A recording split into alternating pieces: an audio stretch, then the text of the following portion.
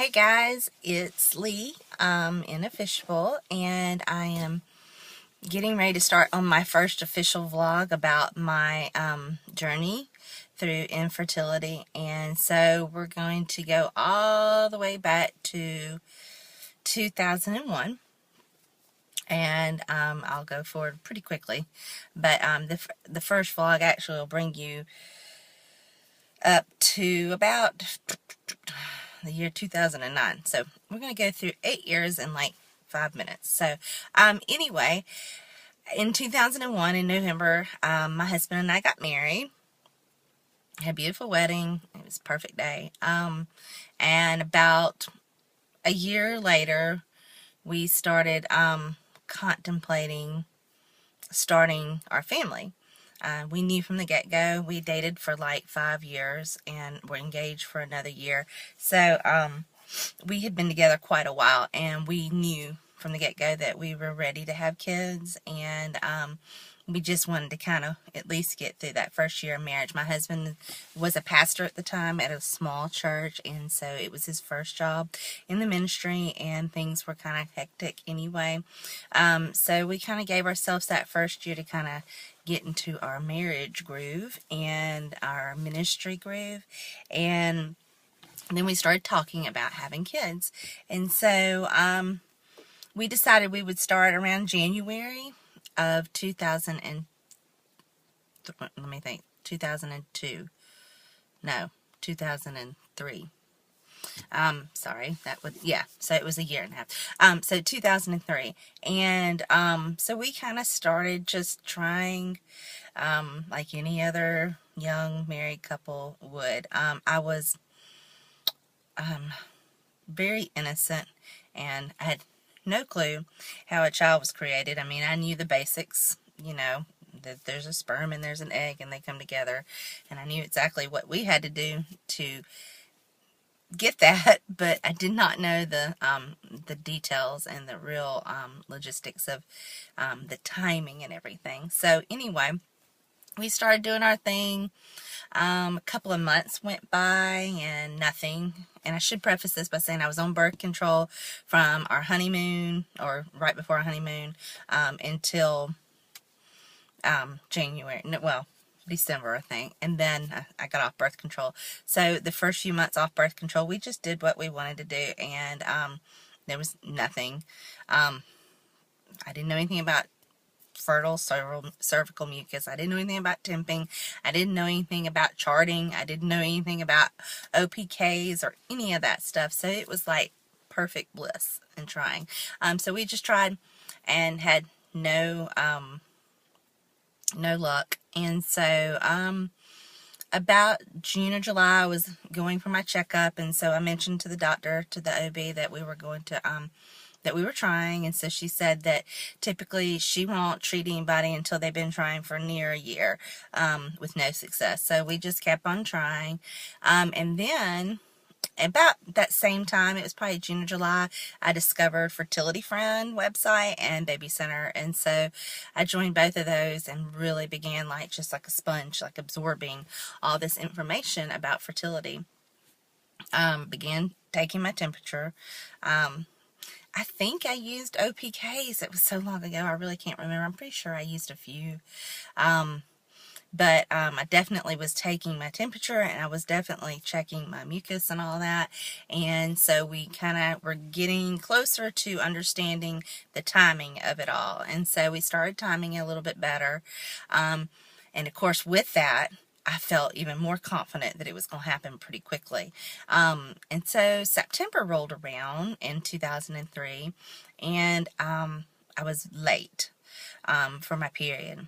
And a couple of weeks went by, and I was not testing positive on for pregnancy tests. And then it was almost the end of October. I finally called my doctor and I said, look, I haven't started my period. I'm not pregnant. So they brought me in and they did a pregnancy test and it was negative. So they said that it was most likely a cyst. So they gave me a big shot of progesterone in the backside, which hurt like crazy. And a few days later, I started my period. So at that same time, I talked to her about what would be the next step. So she said she wanted me to do my November cycle and to take my progesterone level at cycle day 21. Of course, now I know that cycle day 21 means nothing. It's actually supposed to be around 7 days past ovulation. But anyway, being young and naive, I was like, okay. So I counted my days according to my period. And on the 21st day, I took that progesterone level test. And the results came back at like 1, which she pretty much said meant I was not ovulating. So I was like, oh no, what am I going to do? And she said, well, it's not an issue, that most likely that it's just something that I need help with medically. So they put me on, in December, 50 milligrams of Clomid. And I was petrified. I was like, oh my gosh, I'm going to have sextuplets or quadruplets or whatever. I was totally naive to the fact that Clomid is a very mild form of fertility medication. But anyway, all those thoughts were going through my head, and I remember going and getting the pills, and I took them, and we did everything we could. I was doing my temperatures, just checking everything. We timed it just right. And then Christmas, my period was due around New Year's, but around Christmas Eve, I got a call from my brother and his wife, and they were pregnant. And so I was so frustrated. Like, I was so excited for them. But on the other hand, we had been trying since January. So it was almost 10 months, which in retrospect now is not long at all. But for me back then and what I knew and in my bubble, it was pretty long. And so I was very frustrated. I was happy, but I was sad all at the same time. And so we kind of got through Christmas, and I moved on. And then New Year's Eve, we were at my parents' river house, about 2.5 hours away from home. And we were there just to celebrate New Year's. And I remember New Year's Day, I started my period that night. And I thought, what a horrible way to start a new year. I was so upset. I think I had kind of put all my eggs in a basket when it came to the Clomid. I thought this was a cure-all. It was going to get me pregnant. It was what I needed. Blah, blah, blah. And I don't remember taking my progesterone between Christmas and New Year's around that 21 days, that cycle day 21. And I may have, I don't remember, it's been so long ago, but I do remember I didn't get pregnant. And I remember crying so hard, and my husband hugging me and saying, look, it's a new year, we're going to have a baby, you just need to calm down, let's just try again, we're just getting started with this medicine. So that's what we did. I called the doctor, told her I wasn't pregnant, and she said, well, let's up it to 100 milligrams. And that's what makes me think maybe we did do the blood work, and maybe it just wasn't quite high enough. I know she wanted to see it around 15 or above for medicated. So I think maybe that's why she doubled my dose. So anyway, so January, I took 100 milligrams of Clomid, and I think it was like cycle days 3 through 9.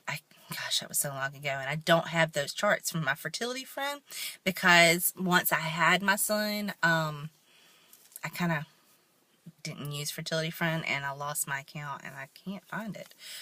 So I have a new account, which is not new. It's over almost 4 years old now. But anyway, we tried. It was right around January 15th, 16th, 17th, because I ovulate a few days late. And at the end of the month, I do remember we did the progesterone draw, and it was like 20-something. And in my bubble, I thought, oh my gosh, that means I'm pregnant. So I immediately went in the house. I remember I got the phone call. I went out to the garage. My husband was outside building on something. He loves to build stuff. And I told him, I said, my progesterone level was awesome. So he was like, yay, that's great. So we'll just wait and see how it goes. And I know that the results came it took like 2 days back then to get the results. So I was probably around 9 or 10 days past ovulation, and I went inside and I secretly tested, and it was positive. And I was like, oh my gosh, we're pregnant. And I ran outside to the garage and I showed him, and of course the line was pretty light, and he was like, that line's not dark enough, are you sure you're pregnant? And I was like, yes, I know that if there's a line at all, that means you're pregnant, if there's a second line at all. And so he's like, well, I'll believe it when the doctor says it. So I called the doctor back the next morning and I said, you know, I tested, it's real light, but it's positive. So they had me come in and do a urine test, and it was positive on their test, which I'm surprised as weak as their tests are. But anyway, so the doctor said I was pregnant, and my husband believed me. And so the next 9 months were very uneventful. I had no issues in my pregnancy. No contractions, no Braxton Hicks, no nothing. And October rolled around. His due date was the 9th, I think, and then they backed it up to like the 7th. And anyway, on the 11th, so I was a little bit overdue, went in for an ultrasound, and I still had not dilated. I had not had any contractions. There was no progress. And I mean, it was like cervix of steel. Nothing was coming out of it. And so they sent me to the hospital for a special ultrasound, and they measured my fluid in the baby and all that, and it was, my fluid was low. It was really low. And the baby was weighing, and we knew it was a boy, he was weighing 9 something. He was big. So we came back over to the doctor's office, and she said, you know, we can do one of two things with you. I was already on bed rest the week before that. It was very last minute, but my feet began swelling, and I had some protein in my urine, so I was already on bed rest just to be precautionary, and because I was able to do that with my work. And so she said, look, you know, we can either put you in the hospital, start you on Pitocin, and see how things progress, or we can go ahead and do a C-section. It was like 4:30 in the afternoon. She said, most likely in your case, with someone who's almost a week overdue and had no progress, well, the chances of you opening up and all that were a lot less. And with the baby's fluid being low, she really recommended that we go ahead and do a C-section. So we opted for the C-section, and I don't know if I would do that again. That's a whole nother story. I definitely, if I ever have another one, want to try to do a VBAC. But I did have a C-section, and he was born just a couple of hours later. Perfectly healthy, 8 pounds, 11 ounces, came out eyes wide open. And every time my husband would talk, he would just get silent. He like knew Daddy's voice. But if you knew my husband, you'd know my husband's like really loud. So it was more than likely that he knew my husband's voice more than anything, because it's so loud. But anyway, so he came out, and he was perfectly healthy in every single way. We had no health issues with him. Even to this day, he rarely gets sick. He's just your all-around really good kid. And I'll do a video on K2 sometime. His name is K2. That's his nickname, because he's a junior from my husband. But he is perfect in every way. So, I mean, our first attempt, we had a little bit of infertility. You know, 2 months of Clomid to me is not really a struggle in infertility. It was to me back then. And so I can understand people who go through this and think, oh my gosh, I'm never going to have a baby, and it's their 2nd month on fertility medications. I get that. But in what I'm going through now, as you will learn later on in my other vlogs, this was just easy peasy, simple. And I don't know how blessed, I do know how blessed I was now for it to be that easy for me to have him. So that's kind of the story of how it began. And we're going to fast forward in the next vlog to 2009, when we decided we were ready to start trying for number 2. So anyway, that's all. If you have any questions, feel free to leave a comment below, or join me on my Facebook page. My Facebook name is Leigh, L-E-I-G-H, and then my last name is In a Fishbowl, all one word, I-N L-E-A-F-I-S-H-B-O-W-L.